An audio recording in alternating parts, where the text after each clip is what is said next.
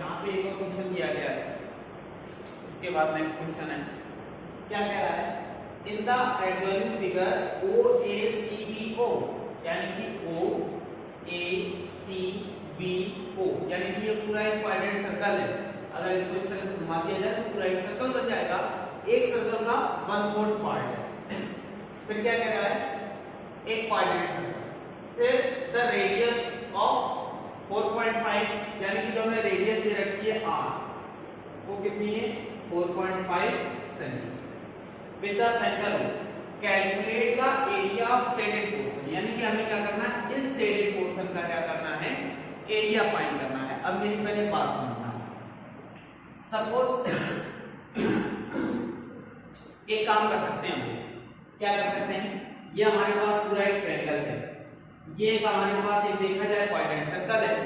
अगर इस quadrant part में से ये ट्रायंगल किसी तरह हटा दिया जाए, क्या किया जाए, इस क्वाड्रेंट में से ये ट्रायंगल हटा दो, तो हमारे पास हम देखेंगे केवल और केवल क्या बचेगा, शेडेड पोर्शन। फिर से समझना, एक ही हमारे पास पूरा फिगर है, अगर इसमें से ये ट्रायंगल हम लोग किसी तरह बाय द वे क्या करें, इसको हटा दें, तो इस ट्रायंगल को तो नहीं हटाएंगे, हमारे पास एरिया की बात कर रहा है, तो हम एक काम कर सकते हैं, हम पूरे फिगर का पहली बार एरिया निकाल लें। ठीक है, पूरे फिगर का एरिया निकालने के बाद उस फिगर में से इस ट्रायंगल का एरिया क्या कर दें, अलग कर दें। तो ऐसा करने से क्या होगा, जो हमारा ये बचेगा एक शेडेड पोर्शन का क्या हो जाएगा, एरिया। तो एरिया फाइंड करने के लिए हम लोग करेंगे क्या, सबसे पहले एक काम करते हैं, इस पूरे का एरिया फाइंड करते हैं। तो ये आपने देखा, ये क्वाड्रेंट सर्कल है, तो क्वाड्रेंट सर्कल, तो यहाँ पे बात करते हैं क्वाड्रेंट की, तो एरिया ऑफ क्वाड्रेंट सर्कल, तो क्वाड्रेंट सर्कल का अभी हमने फार्मूला बताया, सर्कल का 1/4 पार्ट होता है, तो सर्कल का एरिया क्या होता है, पाई आर स्क्वायर, और उसका 1/4 पार्ट कर देंगे, तो यहाँ पे क्या हो जाएगा, पाई आर स्क्वायर और अपॉन में 4। तो यहाँ पे हमने देखा पाई की वैल्यू हो गई कितनी, 22/7 इनटू आर स्क्वायर, तो आर हमारे पास 4.5 है, इसका स्क्वायर, तो 4.5 का और अपॉन में 4 था बना है। ठीक है, हमने यहाँ पे क्या किया, 2 2 जा 4 और इससे ये काटा 11, तो 11 इनटू यहाँ पे कितना हो गया 4.5 इनटू में 4.5 अपॉन में कितना हो जाएगा 40।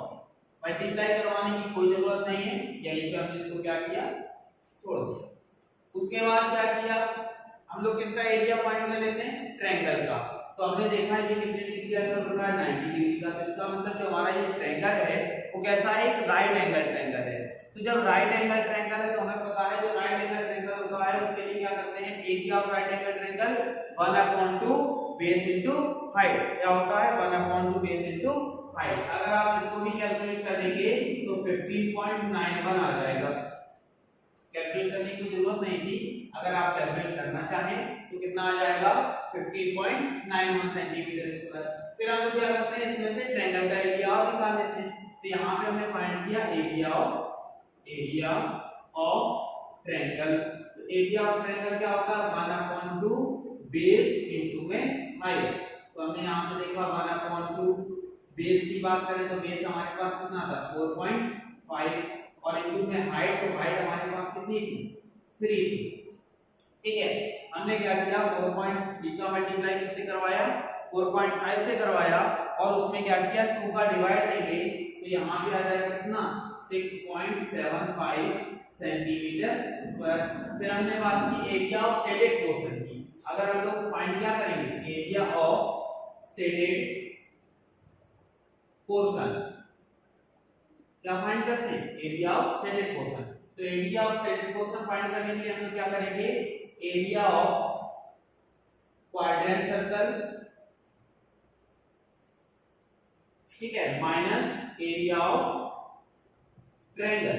तो एरिया ऑफ क्वाड्रेंट सर्कल हमारे पास कितना आया था 15.91 माइनस एरिया ऑफ ट्रायंगल कितना आया है 6.75।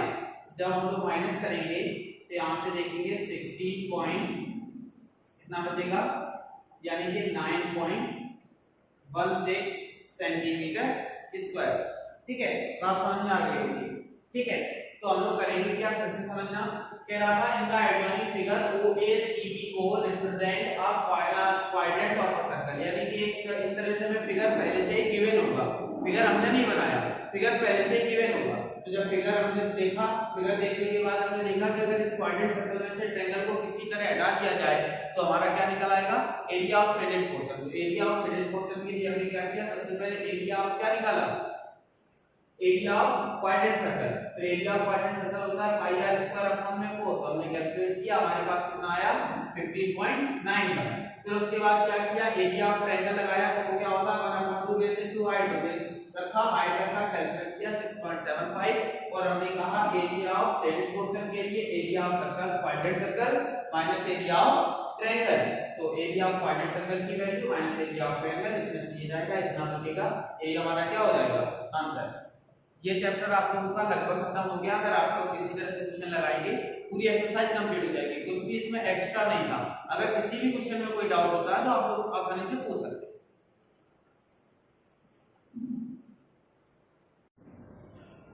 नेक्स्ट क्वेश्चन हमारे पास दिया गया है, समझना सबसे पहले। कह रहा है इन द गिवन फिगर, यानी कि फिगर हमें पहले से गिवन है, sector of to concentric circle. Concentric circle का मतलब हो गया जिसका सेंटर एक हो लेकिन उसी सेंटर से दो सर्कल बने हो, यानी कि इस तरह से, जैसे ये सेंटर बनाया, एक सर्कल हमारे पास ये हो गया और एक सर्कल हमारे पास ये, ठीक, ये हमारे क्या कहलाते हैं, कॉन्सेंट्रिक सर्कल कहलाते हैं। Whose radius 7 centimetre and 3.5 centimetre. तो 7 सेंटीमीटर किसकी हो जाएगी, बड़े वाले सर्कल की, तो हमने यहाँ पे कह दिया क्या 7 सेंटीमीटर, और 3.5 किसकी हो जाएगी, छोटे वाले की, यानी कि यहाँ पे करेगा, ठीक। और हमने क्या किया, इसको इस तरह से मिला दिया, ठीक है। तो अगर हम देखें इतना फिगर है तो ये हमें दिखाई दे रहा है इस तरह का, और एंगल हमें कितना दे रखा है 30 डिग्री। हमसे क्या कह रहा है, find the area of shaded region, यानी कि इस शेडेड रीजन का क्या करना है, एरिया फाइंड करना है। फिर से बात समझना, कॉन्सेंट्रिक सर्कल क्या होता है, तो हमने कहा कॉन्सेंट्रिक सर्कल जिसका सेंटर क्या हो, एक हो और उसी सेंटर से दो सर्कल बने हो। तो हमने देखा सेंटर एक है और इसी से क्या है, दो सर्कल बने, ठीक है। उसके बाद फिर क्या किया हमने, इस तरह से जो फिगर दिया गया था वो बनाया। तो अब यहाँ पे देख रहे हैं कि अगर ये बड़ा वाला सेक्टर है, ठीक, ये हमने देखा ये पूरा बड़ा सेक्टर है और ये छोटा सेक्टर है। अगर इस बड़े सेक्टर में से छोटा सेक्टर माइनस कर दें तो हमारे पास क्या बचेगा, एरिया ऑफ शेडेड रीजन, ठीक है। तो सबसे पहले हम लोग क्या करते हैं, बड़े वाले सेक्टर का क्या निकालें, एरिया। तो उसके लिए हमने देखा बड़े वाले सेक्टर के लिए तो हमने कैपिटल आर रेडियस बोल दिया, कितना दे रखा है 7 सेंटीमीटर। एंगल की अगर बात करें तो एंगल जो हमें दे रखा है वो कितना है 30 डिग्री, ठीक। तो एरिया ऑफ बिग सेक्टर, यहाँ पे क्या करते हैं, एरिया ऑफ बिग सेक्टर निकालते हैं। तो area of big sector formula वही हो गया क्या, पाई आर स्क्वायर, यहाँ पे बिग सेक्टर तो pi r square theta degree upon में 360 डिग्री। तो यहाँ पे हमने पाई की जगह पाई रहने दो, चाहे वैल्यू पुट कर दो, क्या होती है 22/7। आर स्क्वायर कह रहा था तो रेडियस 7 है, 7 का स्क्वायर तो इसको 2 टाइम्स लिख सकते हैं, और इनटू में थीटा, तो थीटा की वैल्यू कितनी 30 और अपॉन में कितना है 360। तो हमने देखा ये 0 से ये 0 कैंसिल हो गया, 7 से ये 7 कैंसिल हो गया, और अगर 3 से इसको कैंसिल करते हैं तो कितना हो जाएगा 12। फिर 2 से काटा तो 2 6 जा 12 हो गया, और 2 से इसको काटा तो 11। तो हमने यहाँ पे देखा 11 का मल्टीप्लाई 7 के साथ 77 और अपॉन में कितना बचा 6 सेंटीमीटर, इसको यही। फिर हम लोग क्या करते हैं, एरिया ऑफ स्मॉल सेक्टर निकाल लेते हैं। तो यहाँ पे हमने देखा स्मॉल सेक्टर के लिए रेडियस कितनी हो जाएगी 3.5 सेंटीमीटर। स्मॉल सेक्टर के लिए जो रेडियस थी वो हमारी कितनी हो गई 3.5 सेंटीमीटर, लेकिन एंगल इसके लिए भी 30 है और बिग सेक्टर के लिए भी 30 था। तो हमने यहाँ पे देखा जो एंगल है हमारे पास थीटा वो कितना है 30 डिग्री। फिर हमने क्या किया, एरिया ऑफ स्मॉल सेक्टर निकाला, एरिया ऑफ स्मॉल सेक्टर। तो स्मॉल सेक्टर के लिए यहाँ भी फार्मूला क्या हो जाएगा, pi r square theta degree upon में 360 डिग्री। ठीक है, तो जब ऐसा लिखा तो हमने यहाँ पे देखा पाई, तो पाई की जगह 22 अपॉन 7 इंटू आर स्क्वायर, तो रेडियस हमारे पास 3.5 है और 3.5 का स्क्वायर करेंगे तो इसको 2 टाइम्स लिख सकते हैं, 3.5 इंटू में 3.5 और इंटू थीटा की जगह 30 डिग्री और अपॉन में कितना हो जाएगा 360। ठीक है, अब देखो यहां से पॉइंट आया नीचे एक जीरो बढ़ा, यहां से भी पॉइंट आया एक और जीरो बढ़ गया। ठीक, 7 से अगर इसको काटते हैं तो 7 5 का हो गया 35, 0 से 0 कैंसिल और 3 से इसको काटा तो यहाँ पे हो जाएगा 120, 5 से इसको काटा तो 5 2 जा 10 हो गया। ठीक है, हमने देखा इस 2 से इसको काटा तो यहाँ कितना हो गया 11। ठीक, अब देखो यहाँ पे बचा कितना, वो देखो 11 बचा, इनटू में 35 बचा, अपॉन में कितना बचा 120 और इनटू में कुछ नहीं, केवल 1। ठीक, अब इस 120 को कैंसिल कर ले 5 से, तो इसको 5 से काटा तो 5 7 जा और 5 से अगर इसको काटते हैं तो हमारे पास कितना हो जाएगा, 5 से काटा तो 5 2 या 10। ठीक है, और 5 4 या 20। तो हमने देखा स्मॉल सर्कल का जो आया वो कितना आ गया 77 अपॉन 24 सेंटीमीटर स्क्वायर। अब हमें क्या करना है, एरिया ऑफ शेडेड पोर्शन निकालना था, तो हमने यहां पे लिखा area of shaded portion is equal to area of shaded portion क्या हो जाएगा, तो हमने पहले ही बताया area of shaded portion area of big sector minus area of small sector, यानी कि यहां पे क्या होगा area of big sector minus area of small sector. ठीक है, तो एरिया ऑफ बिग सेक्टर कितना था 77 upon 6 minus area of small sector कितना है 77 अपॉन में 24। तो हमने यहां देखा यहां भी 77 है, यहां भी 77 है, वैसे तो एलसीएम ले सकते हो लेकिन मल्टीप्लाई ना करवाना पड़े इस वजह से हमने देखा यहां भी 77 यहां भी 77, ऊपर से क्या किया 77 कॉमन, तो कॉमन लेने से क्या हुआ यहां पे बचा 1/6 और यहां कितना बचा 1/20।